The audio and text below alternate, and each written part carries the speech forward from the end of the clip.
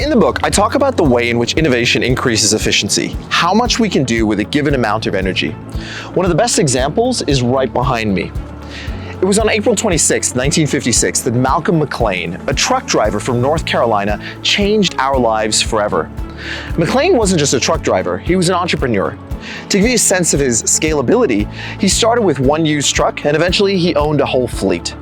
His approach to business was more of a Facebook style, move fast and break things, ship and iterate. In this case, literally, because he created the shipping container.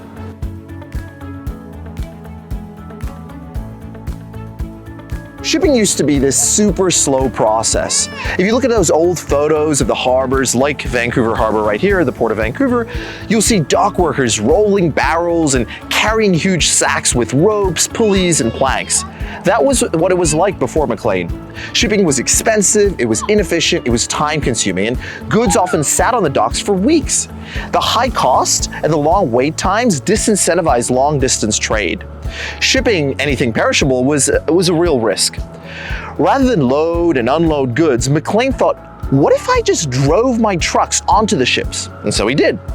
And that was a huge improvement, but it was more a minimal viable product. You see, the engine and the wheels of the truck were this huge waste of space. So McLean iterated and loaded just the trailers. Then the trailers were made more movable by cranes so that they would be easy to transport by train. And eventually he just standardized the shipping container that you can see behind me.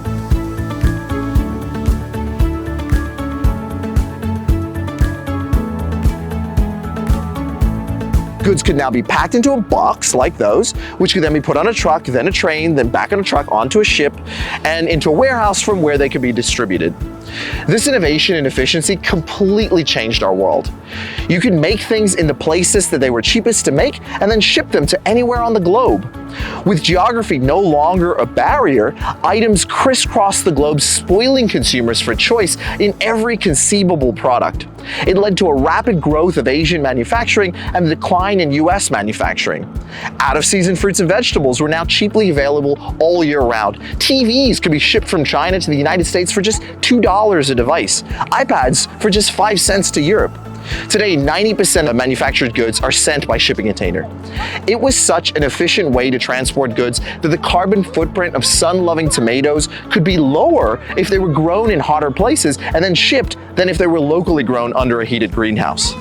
Everything got cheaper too, with manufacturers finding the cheapest labor anywhere on the globe and then cheaply shipping the products to where it would sell at the highest price.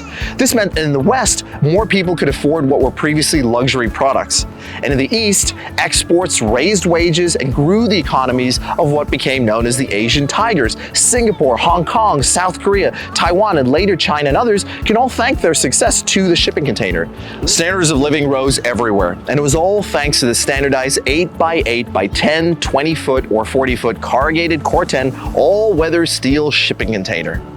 In the book, I talk about how this innovation followed the same pattern of collective brain thinking as many, many others.